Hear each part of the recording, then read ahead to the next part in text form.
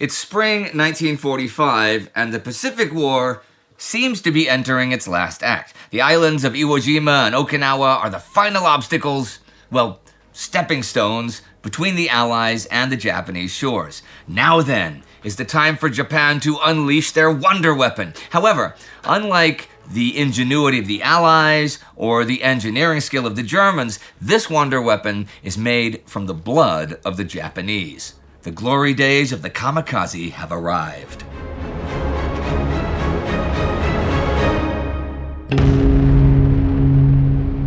I'm Indy Neidell, and this is a World War II in real-time special episode about Operation Kikusui, or Floating Chrysanthemum.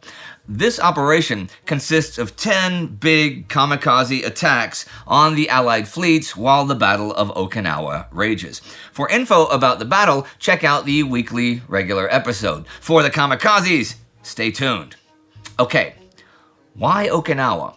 Well, because despite being a dire situation, the defense of Okinawa yields a unique opportunity. See, by 1945, the Japanese have changed tactics in island defense in the face of the overwhelming Allied bombardment by sea and air. Now, Japanese troops take the battle further inland to defend prepared positions there. The dispersed but deadly nature of these tactics forces American troops to spend a great amount of time and effort literally clearing out every nook and cranny on the island. So the Japanese are aware that they can drag out the Battle of Okinawa for some time, with the Allied fleet forced to stay nearby as support. This is where the opportunity is, a window of time where the Allies' mightiest naval assets are all gathered in one place. So the Japanese have made the decision to leave Iwo Jima to its fate and use their remaining air power to strike a decisive blow in the seas around Okinawa. By March 26, the Imperial Japanese Navy's 3rd, 5th, and 10th Air Fleets, as well as the Army's 6th Air Army, have been placed under the command of Admiral Matome Ugaki, the ultimate commander of the Kikusui attacks. This is more than 3,000 planes on Kyushu. A further force of around 400 planes comes from air bases on Formosa, although these are not directly under Ugaki. Should they fail at Okinawa, the Japanese are under no illusion that their next and final defense will be on the Japanese home islands. On the morning of April 1st, the Allied landings on Okinawa begin. American ships provide tactical support for the invasion, while the carrier group Task Force 58 is to the east to provide air cover. These ships are from U.S. 5th Fleet under Ray Spruance. The Royal Navy's Task Force 57 under Bernard Rawlings is deployed south of the Sakishima Islands, halfway between Okinawa and Taiwan, to shield the southern flank. Task Force 57 operates in a semi-independent capacity, not directly under Spruance, but still assisting American operations. After a handful of smaller attacks the first few days of the battle, Ugaki's planes take off from their airfields on Kyushu at around 10:15 a.m., April 6, for the first Kikusui operation. The Japanese deploy a staggering 699 planes April 6th and 7th, half of them kamikaze units. The first ship to be struck by a kamikaze on these days is destroyer Hainsworth, east of Okinawa, at 12:26 on the 6th, killing 7. A wider assault begins around 3 that afternoon, with about 50 Japanese planes engaging destroyers Bush and Calhoun north of Okinawa. Bush is hit first, but Calhoun is soon after. They're hit a total of 9 times. Bush sinks later that day, and Calhoun must be scuttled that evening. Similar attacks take place throughout the day, hitting more destroyers, freighters carrying ammunition, minesweeping ships, and landing craft. In all, on April 6, 20 ships are hit, 6 fatally, for 370 dead and 475 wounded. The night of April 6 and morning of April 7th also sees the culmination of Operation Ten Ishigo, Battleship Yamato's last voyage, which I cover in the main series, so I won't cover it again here. But one of its mission goals was to divert Allied air power from the fleet, which they do to a certain degree. By 10 a.m. the 7th, however, it is apparent that Japanese air operations will not be on the scale of the day before, though some kamikaze attacks do happen that day, including the first Kikusui hits taken by capital ships. Just after noon, a kamikaze strikes carrier Hancock, dropping its bomb, then slamming into the deck, leaving 72 dead and 82 wounded, and forcing Hancock to head to Pearl Harbor for repairs. Another kamikaze hits battleship Maryland in the evening, killing 16. Japanese strength seems spent, for now anyhow, and this offers the Americans a chance to figure out what the hell just happened. After-action reports by Fifth Fleet pilots really show the scale of what they've just witnessed.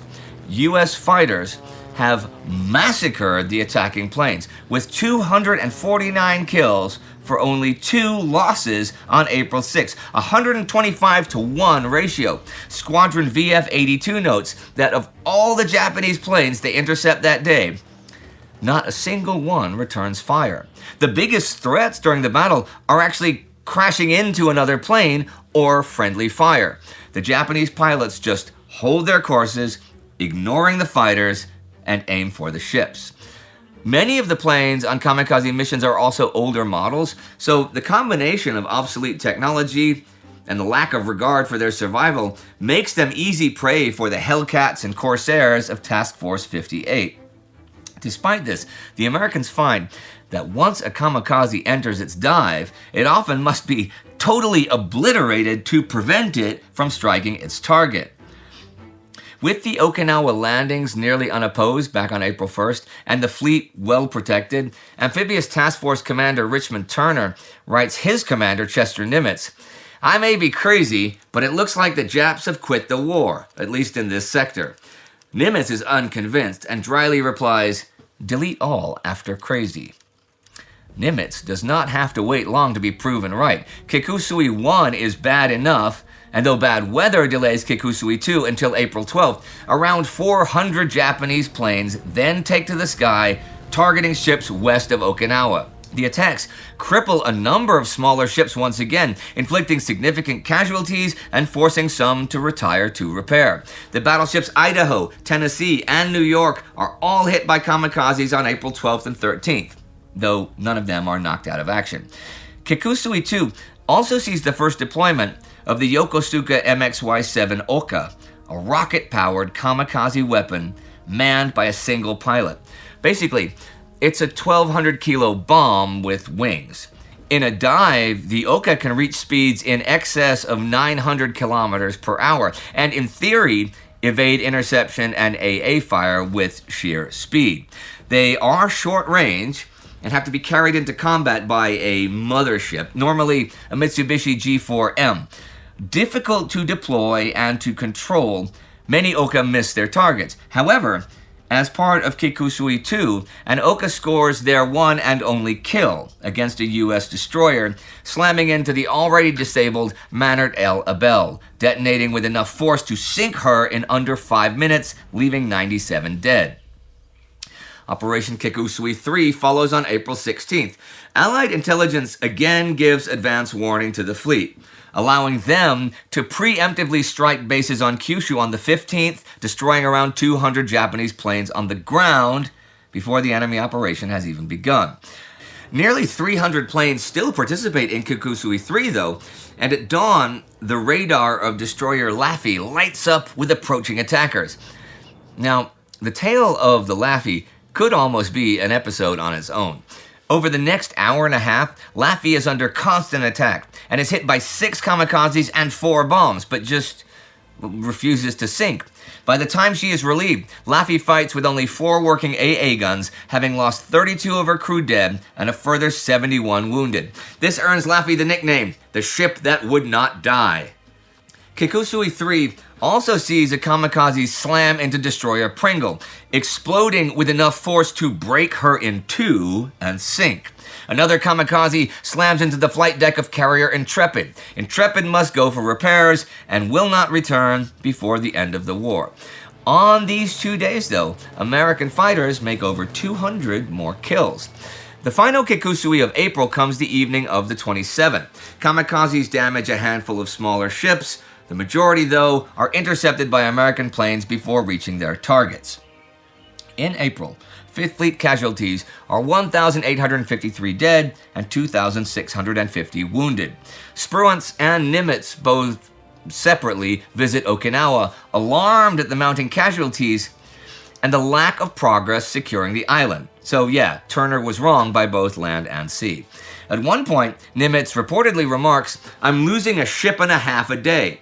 So if this line isn't moving within 5 days, we'll get someone here to move it."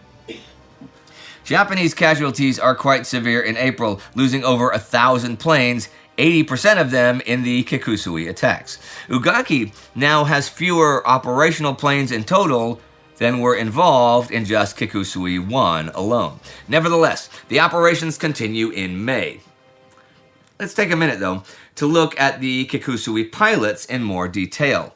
By early February, the Japanese started to finally integrate the operations of the Army and Navy Air Forces. As part of these new directives, special focus was put on the training and deployment of air special attack units, the Kamikaze units, in preparation for these massed attacks. Unlike the previous Kamikaze attacks in late 1944 and early 1945, which could be voluntary and or spontaneous, the Kikusui operations were a direct order. Nominally, the pilots of the special attack units were still volunteers, but later research has questioned that, pointing to evidence of peer pressure and coercion in recruitment. The pilots were given minimal training, often just enough to reliably take off, fly to a target, and properly dive. Kamikaze pilots were often brutalized and treated abusively by their superiors, a twisted way of preparing them for their death. For some, this worked, but others were not maybe so eager to die. Some had to be carried to their plane when their time had come and physically lowered into the cockpit, and there are plenty of cases of pilots ditching their aircraft before reaching their targets. The idea in general is controversial among Japanese officers, and some of them refuse to have any part of it, finding the idea tactically foolish as well as morally abhorrent. Something else which is sometimes glossed over, but which we've seen, is that kamikaze pilots often do attack alongside conventional air units piloted by more experienced pilots in newer models. The first large-scale action of May begins on the 3rd with Kikusui 5. Ugaki has planned the operation to coincide with a Japanese counterattack on Okinawa. The counterattack fails, but kamikaze pilots claim a further 2 American destroyers and knock several other ships out of the war, including the light cruiser Birmingham and the escort carrier Sangamon. Kikusui 5 also has some British casualties. The Royal Navy's Task Force 57 has been carrying out attacks on Japanese air bases on the Sakishima Islands and Formosa, destroying hundreds of planes that the 5th Fleet would now be spared from facing. Just before midday on the 3rd, however, an A6M0 barrels out of the clouds above carrier HMS Formidable and slams into her armored flight deck and explodes, killing 9, wounding 47. In Kikusui 6, 1 week later, the flagships of both Spruance himself and Task Force Commander Mark Misher are hit by kamikazes, though I cover that in the regular weekly episodes. By this point, the Kikusui operations have peaked. Ugaki simply does not have the planes available to him to keep up attacking on this kind of scale. The Americans, too, have become increasingly skilled at predicting these assaults and preemptively destroying planes on the ground or en route. Ugaki executes 3 more Kikusui operations in fairly rapid succession after nearly a 2-week break, with Kikusui 7 on May 23rd and number 9 ending on June 7th. These 3 operations claim a handful of small ships and damage a few larger vessels, but failed to score the kind of decisive blow that Ugaki needs at this point. Japanese officers know the situation on Okinawa is untenable, and that an American victory there is going to happen. Their attention now turns to the defense of the home islands, and buying as much time as possible for those preparations. A final, futile wave of kamikazes flies to their deaths as part of Kikusui 10 on June 21st. This operation can only field like 50 or 60 planes. In many ways, the last 4 operations have little in common with the earlier massed assaults other than the name. Allied casualties over the whole Operation Kikusui total 4,907 Americans killed, 85 British, 36 ships sunk, and an amazing 374 ships damaged. Full Japanese figures are unknown, but it is known that at least 4,000 planes are lost during combat operations over this period. The roll of the dice by the Japanese has failed. The Fifth Fleet is bloodied, but is not broken, not even bent. Okinawa is lost, and every day, the Allied presence in the Pacific grows and grows. The Japanese now prepare to throw everything into their final stand, whenever that may come, on their home islands. If the Allies do force a landing in Japan, the Japanese intend to make them pay for every inch of ground in blood. If you want to see a special we did not that long ago about another wonder weapon, Germany's V2 rocket, you can click right here for that. And you can join the Time Ghost Army at timeghost.tv or patreon.com to get more specials like this and more regular series. That is what keeps us operational. See you next time.